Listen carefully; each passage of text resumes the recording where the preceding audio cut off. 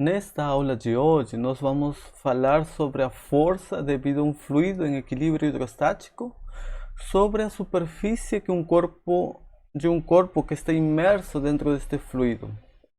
A gente viu que o fluido exerce certa pressão sobre as superfícies que estão dentro dele, mas esta pressão não é uma pressão uniforme em todos os pontos de uma superfície. Digamos, esta seria a superfície do corpo. Esta superfície vai sentir uma pressão devido ao fluido, mas os pontos que estão mais para cima sentem uma pressão pequena, e os pontos que estão mais no fundo, dentro do fluido, vão sentir uma pressão maior. Então, cada ponto sente uma pressão distinta devido ao fluido.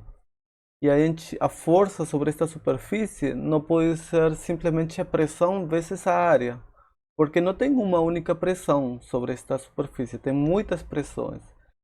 O fluido exerce uma força distribuída sobre todos os pontos desta superfície. E para a gente ter a força resultante, a gente precisa somar todas estas forças distribuídas devido ao fluido. Então, é isso que a gente vai estudar aqui. E vamos estudar em o caso específico da força sobre a parede de um reservatório.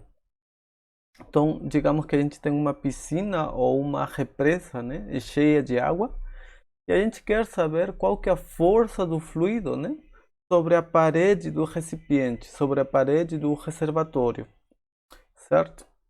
Então, aqui a gente tem uma vista lateral, certo? Do reservatório. Esta aqui é a parede do reservatório. E este reservatório vai ter uma certa altura H, que vai ser essa aqui. E vai ter certa largura L, né? E essa largura vai estar esse valor daqui. Esse aqui é uma vista frontal, né, da parede. Esta aqui é uma vista lateral. Então, portanto, esse aqui seria a altura do reservatório, H também, né? E sobre esta parede, né, o fluido vai exercer certa pressão em cada ponto. E a gente sabe que a pressão aumenta conforme a gente considera pontos que estão mais dentro do fluido, mais no fundo, né? Então aqui a gente vai fazer uma separação entre o que a gente chama de pressão absoluta e pressão manométrica. A pressão absoluta é a pressão total resultante que um ponto sente, certo? A pressão manométrica é a pressão que vem devido somente ao fluido, certo? Somente o fluido que contribui a essa porção da pressão, ok? Então a gente sabia, né, que a pressão do fluido está dada pela pressão atmosférica, né, mais ρgh, né, certo? Onde h seria a profundidade, né, partindo da superfície do fluido, é a altura para baixo, né, a profundidade desse ponto dentro do fluido. Essa aqui é a lei da pressão, né, dentro de um fluido. Esta parte aqui a gente vai chamar de pressão absoluta. Esta é a pressão resultante total para um ponto dentro do fluido. Mas esta pressão absoluta tem uma contribuição que não é devido ao fluido. É uma parte que é devido à pressão atmosférica. E outra parte, sim, é a parte devido à pressão do fluido, do líquido, né?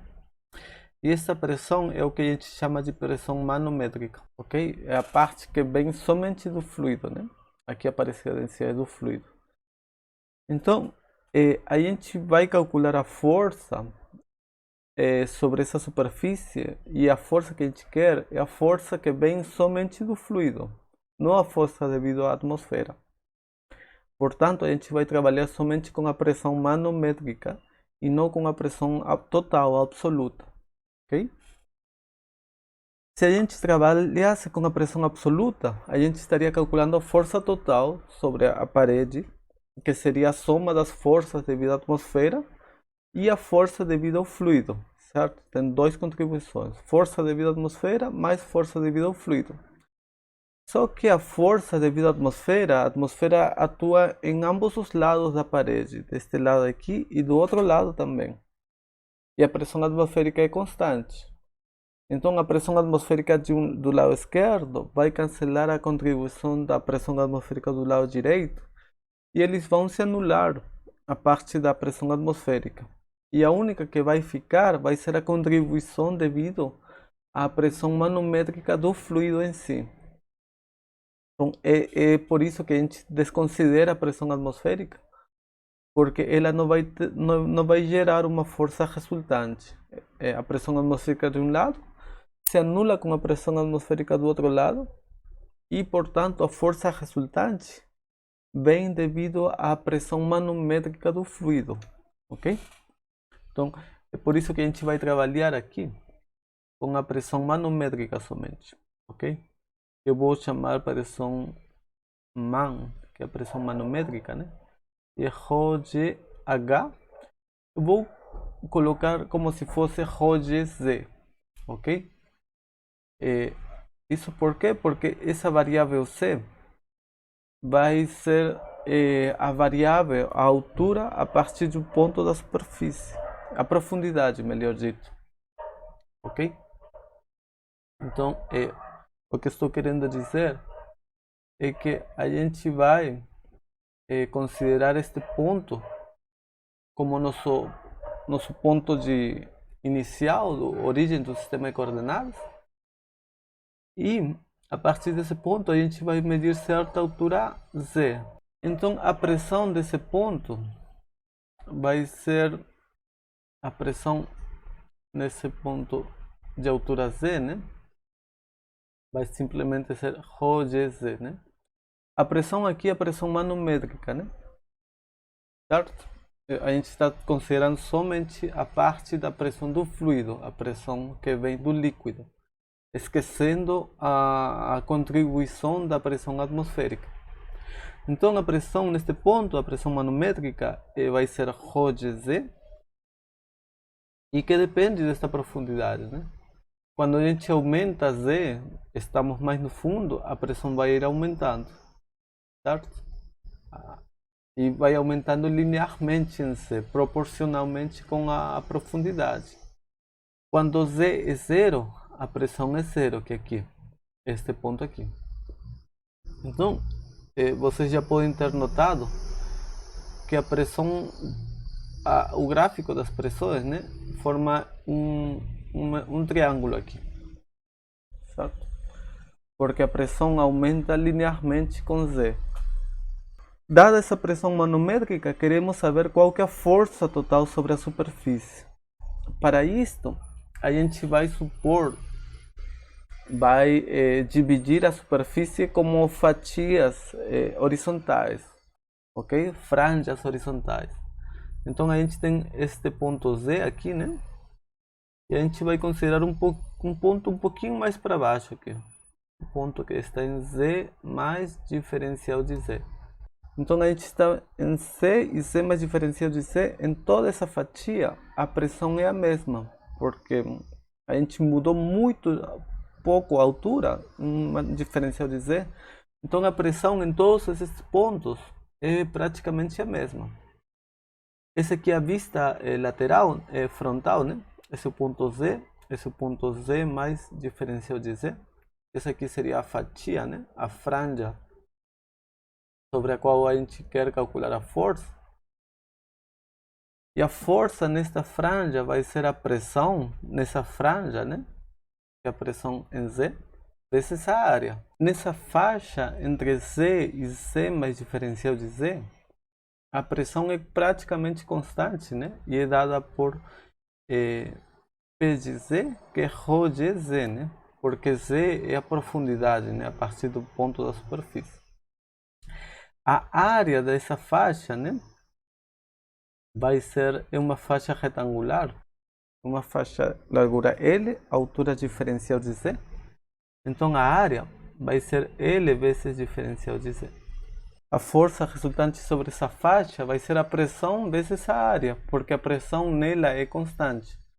Então a gente pode calcular a força certo? Um diferencial de força vai ser a pressão vezes a área, né?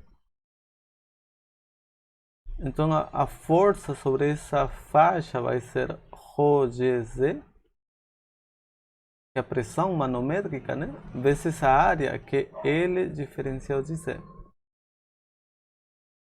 Então a gente tem esta expressão para força sobre essa faixa.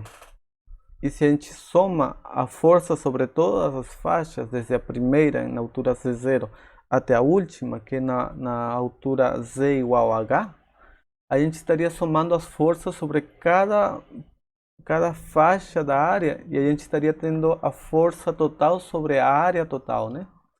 Então, somando as forças, a gente vai ter a força resultante sobre a superfície. A força resultante vai ser o somatório das forças sobre cada faixa, né?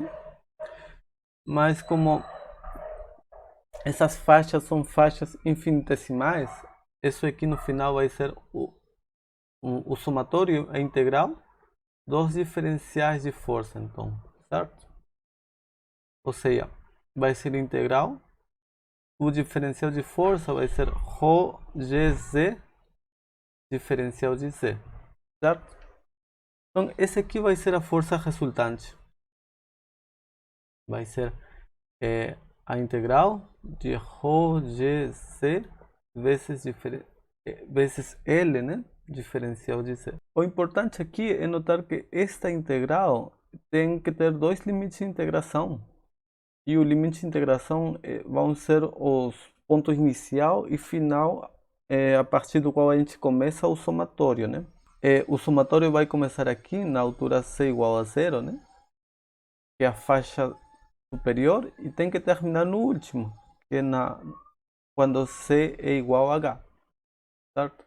Então os limites de integração aqui vão ser desde 0 até H. Bem, fazendo esta integral, então, é uma integral em Z, né? Rho, G e L são constantes, saem da integral.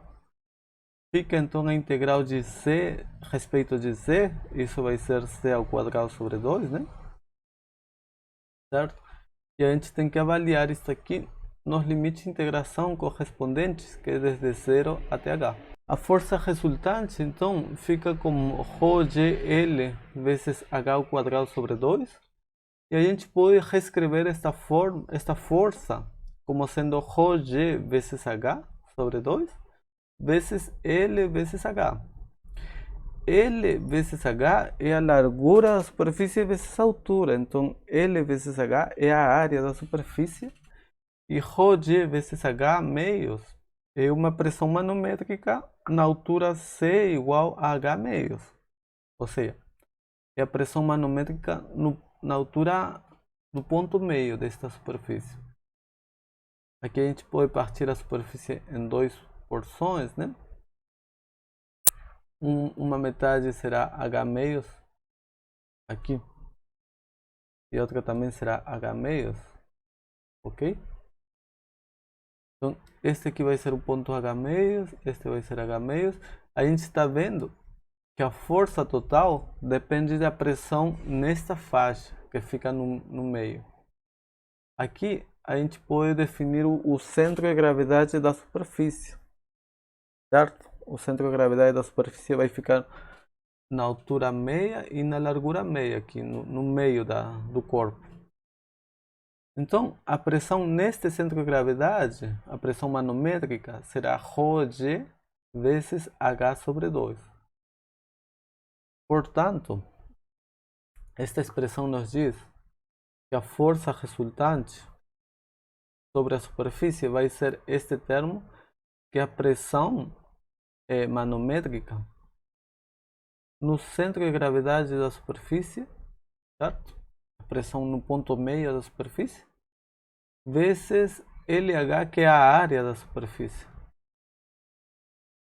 Ok?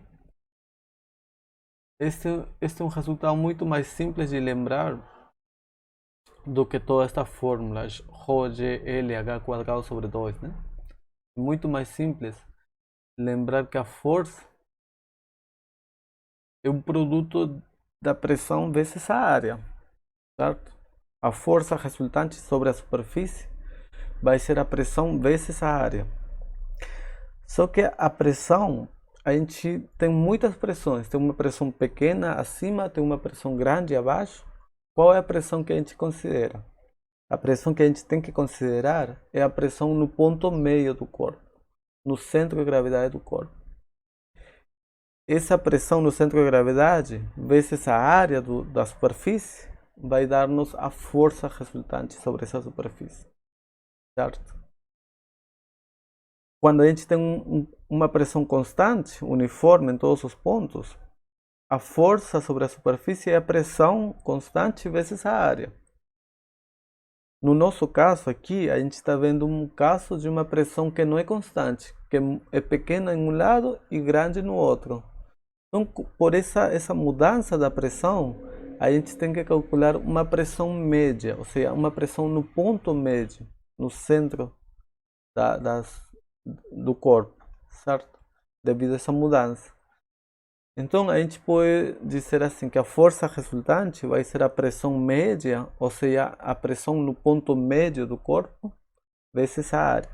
Bem, então, a força resultante sobre a parede do reservatório é dada pela pressão no centro de gravidade na parede, né? A pressão manométrica no centro de gravidade da superfície, vezes a área da superfície.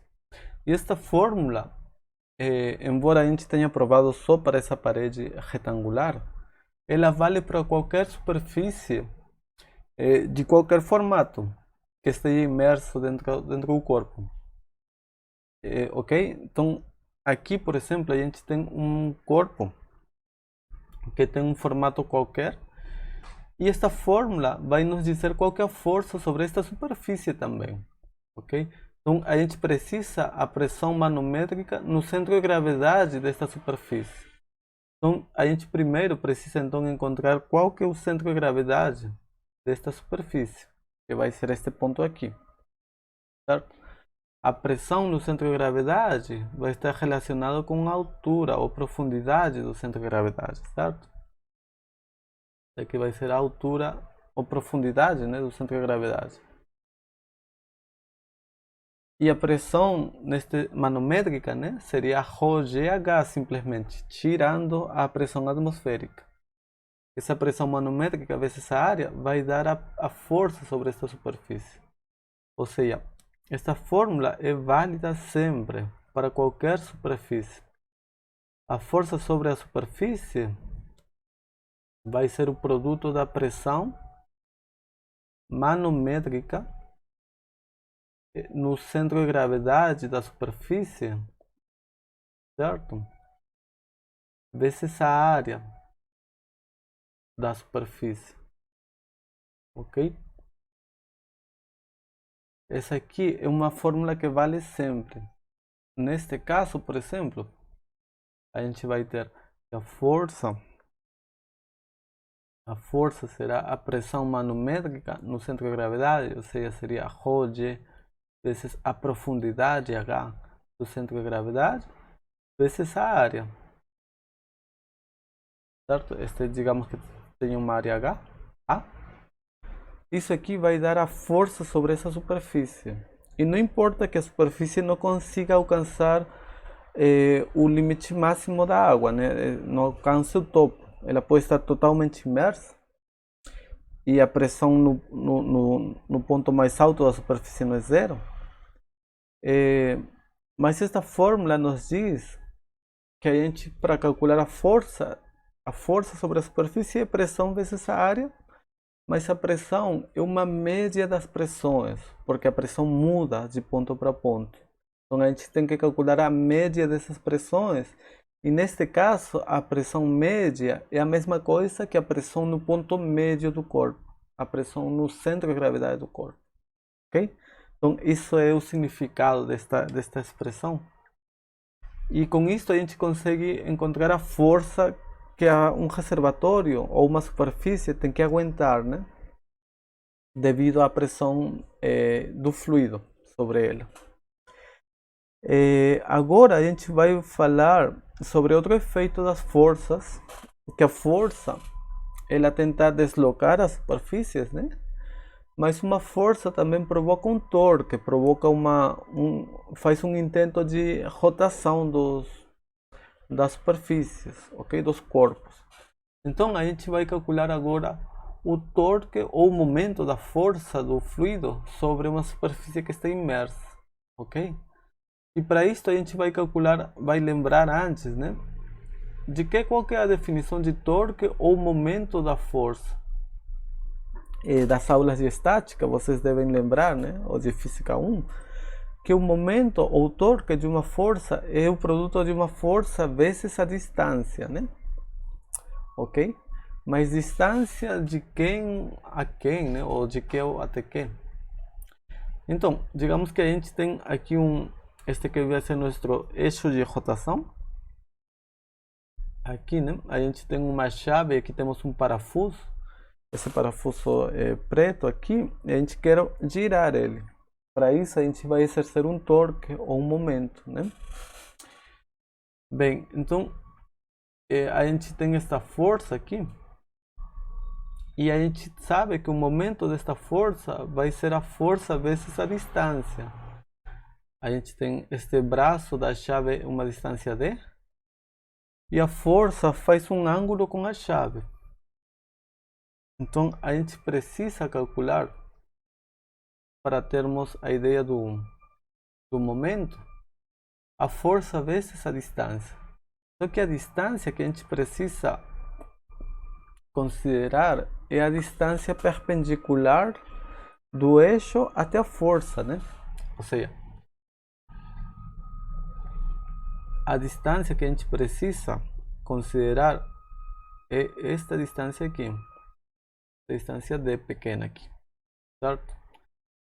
O produto desta força vezes a distância vai dar um momento, ok? E esta distância a gente pode obter a partir da distância da chave, né? Com este ângulo aqui. Vocês lembram que esta distância vai ser d vezes seno de θ, né? Esta distância aqui do lado seria d cosseno de θ, mas essa não interessa. A força vezes a distância nos dá um momento da força desde que a gente considere a distância que é perpendicular à força e perpendicular ao eixo, né? Esta distância é perpendicular ao eixo. Isso vai ocasionar um torque num momento, certo? O momento da força a respeito desse ponto O. Então, o que estou dizendo aqui é que o momento da força vai ser a força, né? Vezes a distância, mas a distância é a distância d pequena. Ou seja, vai ser a força vezes d maiúsculo seno de θ. Ok? Certo? Isso que provoca o giro, né? A força aplicada perpendicularmente ao eixo de rotação. Bem, a gente pode fazer desse jeito, mas a gente poderia também fazer de outra maneira, né? A gente tem aqui este eixo de rotação, certo? E a gente quer qual que é o momento da força, né? O momento da força. E a gente pode decompor agora a própria força, né? A gente pode decompor a força em uma componente que é paralela à chave, né? E uma componente que é perpendicular à chave, certo? Então, quando a gente faz isso, a gente tem uma força aqui que é nesse sentido, e aqui a gente tem outra força que seria nesse sentido, certo? Ok, então decompondo a força, né, nesta componente perpendicular e nesta componente ao longo do eixo, a gente tem que esta componente aqui, esta componente ao longo, do eixo, não vai realizar momento, porque ela simplesmente estica e não consegue realizar um giro, né? A gente pode notar que este ângulo θ, certo? É o ângulo da força com o braço, vai ser este ângulo θ, né? O ângulo da força com o braço. Portanto, esta força aqui do lado vai ser F cosseno de θ. Ela não produz torque ao momento. A que produz momento seria esta componente, que seria F seno de θ, né? Essa componente perpendicular ao braço à distância D é a que consegue fazer o giro. Então, o momento da força, a gente pode fazer assim. É a força vezes a distância, mas a gente tem que considerar a força perpendicular, ou seja, a força F seno de θ, né? Vezes a distância é a que produz esse torque. E este aqui vai ser igual a F vezes D vezes seno de θ. Ok? É a mesma coisa, a gente pode decompor a distância ou pode decompor a força. O importante é que para o momento a gente precisa calcular força vezes distância, mas a força tem que ser perpendicular à distância, ou a distância tem que ser perpendicular à força, que é a mesma coisa. Bem, isso seria uma revisão rápida de como calcular o momento de uma força. E agora a gente quer o caso de forças hidrostáticas sobre uma superfície, certo? A gente tem de novo a nossa parede do reservatório. E aqui a gente tem o líquido. Este líquido exerce uma força, né, sobre a parede, que vamos dizer que seja deste tipo assim. Neste ponto, a gente vai ter uma pressão, né, manométrica, que é simplesmente ρgz, né? Estou colocando ρgz porque estou considerando que a distância z vai ser esta altura, ou profundidade, melhor dito. Esse aqui vai ser nosso ponto Z. Esta pressão vai ser exercida sobre uma faixa da parede, né? Uma pequena área da parede, que está entre o ponto Z e C mais diferencial de Z. Ok? Certo?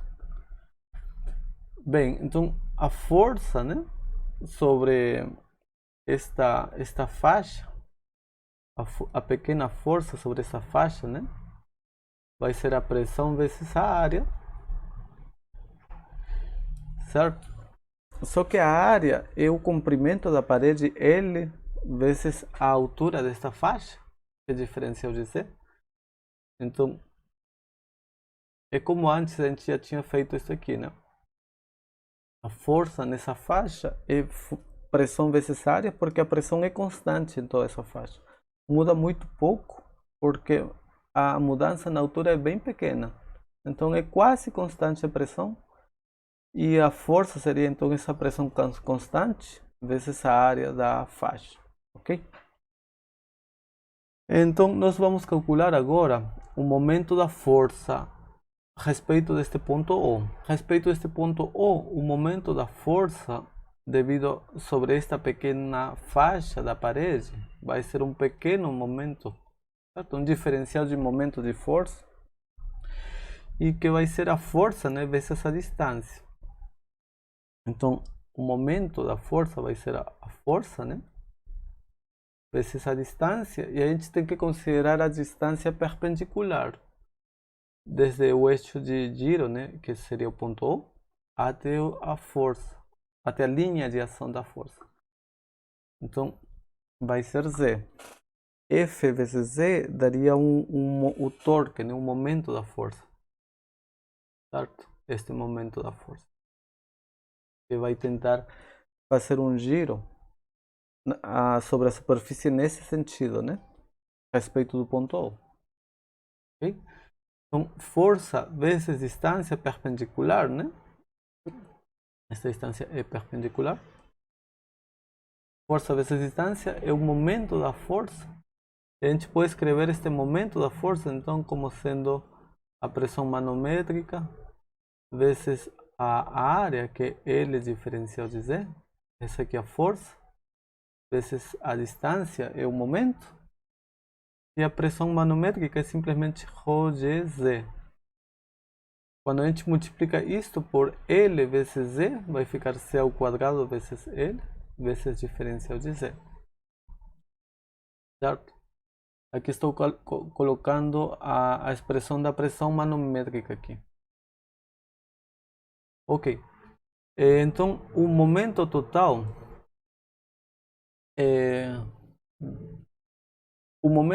da força devido ao fluido sobre a parede vai ser a soma destes momentos da força, né? E um somatório é uma integral, neste caso em que a gente tem que considerar infinitos pontos, né? Uma continuidade de pontos.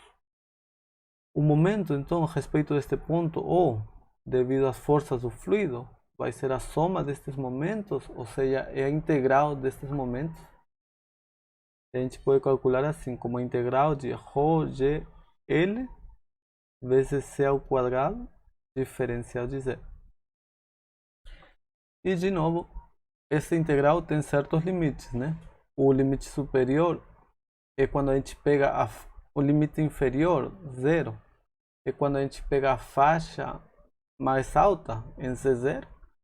E a última faixa que a gente tem que pegar é quando ele consegue alcançar a altura total, né, do reservatório aqui. Esta altura total é H. Okay? Por isso que os limites de integração são desde Z0, desde a parte de cima, até o fundo, C igual a H. Certo? Quando a gente calcula esta integral, a densidade do líquido é constante, a aceleração de gravidade também, a largura também. Então, todos esses termos saem para fora da integral, porque são constantes. E fica a integral de Z ao quadrado a respeito de Z. Essa integral vai ser C ao cubo sobre 3, né? Só que a gente tem que avaliar isto nos limites de integração, que são 0 e H. Ok? E portanto, daqui a gente tem o resultado final do momento da força a respeito deste ponto O que está acima. Vai ser ρgl H ao cubo sobre 3. Ok?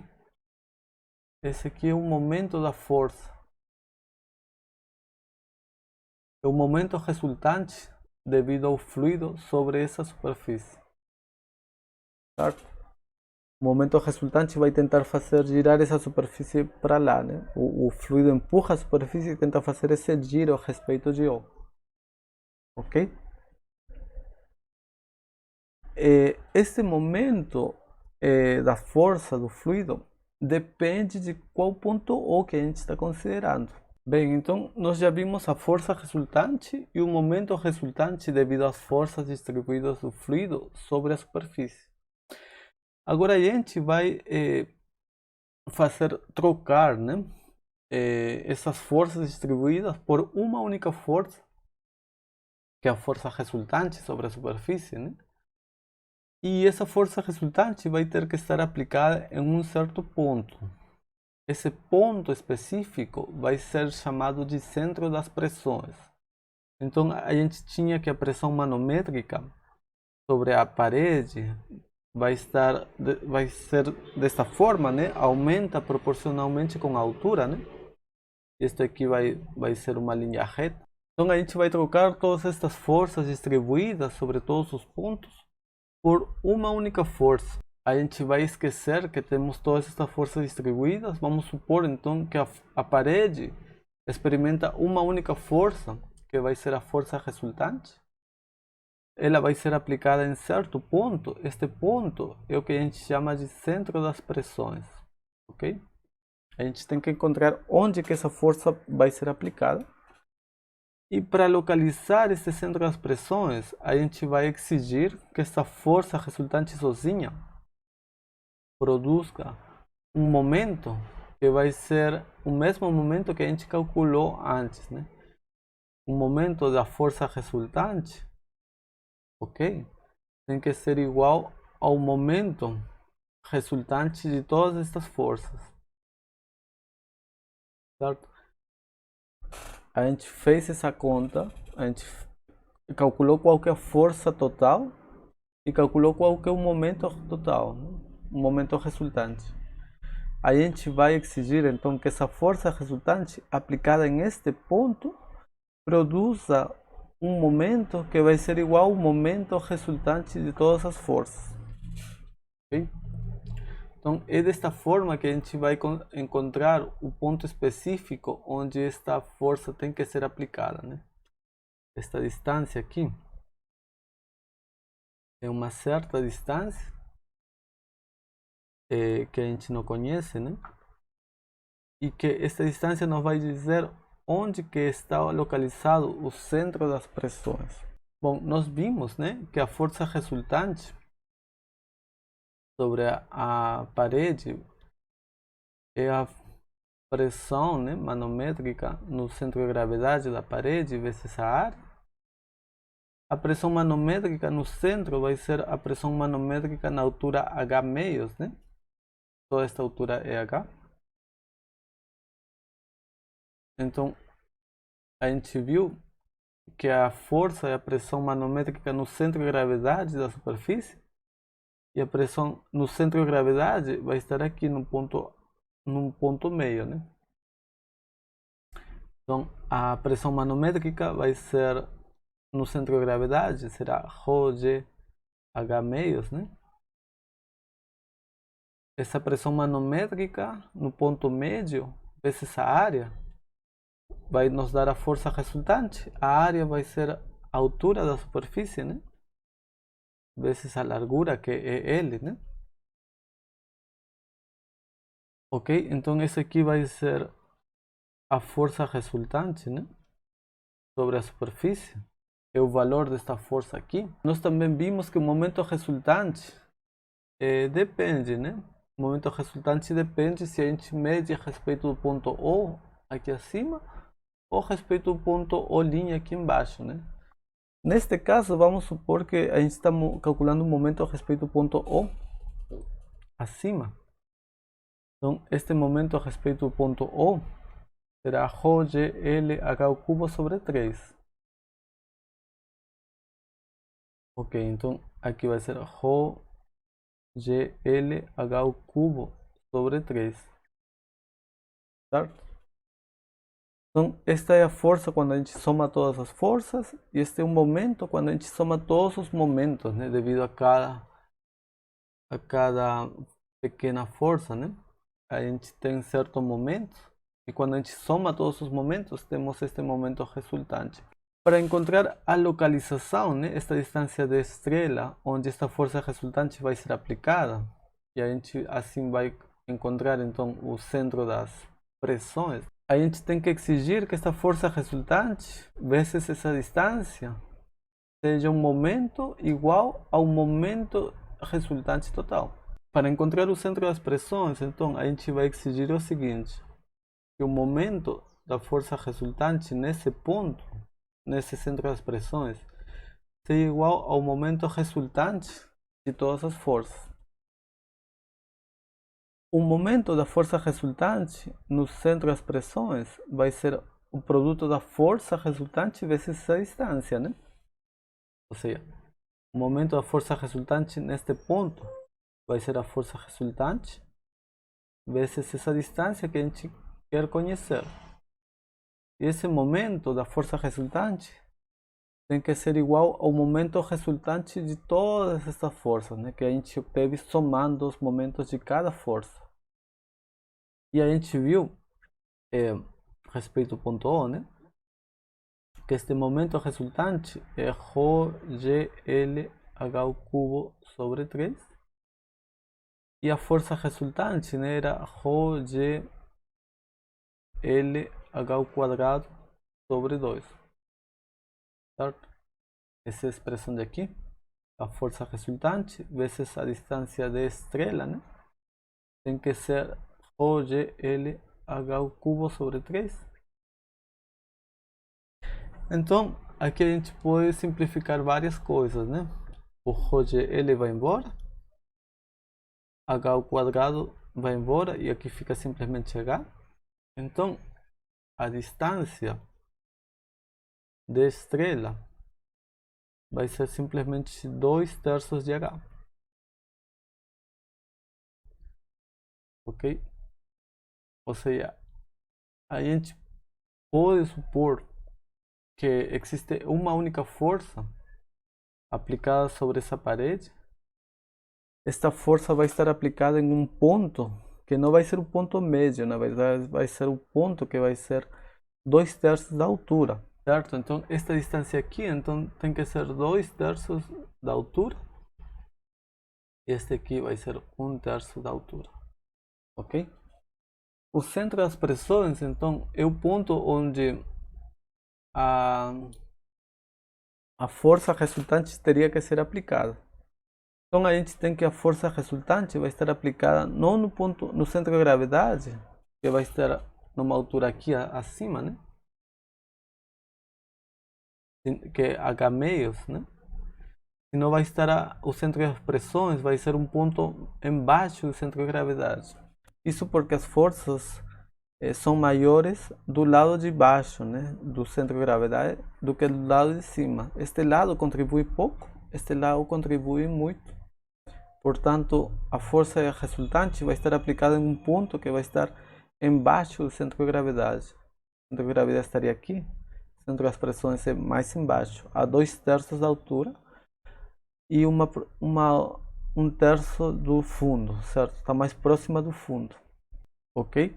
Então isso tem a ver com forças, a força hidrostática, o momento hidrostático e o ponto onde todas as forças hidrostáticas podem ser aplicadas, que é o centro das pressões.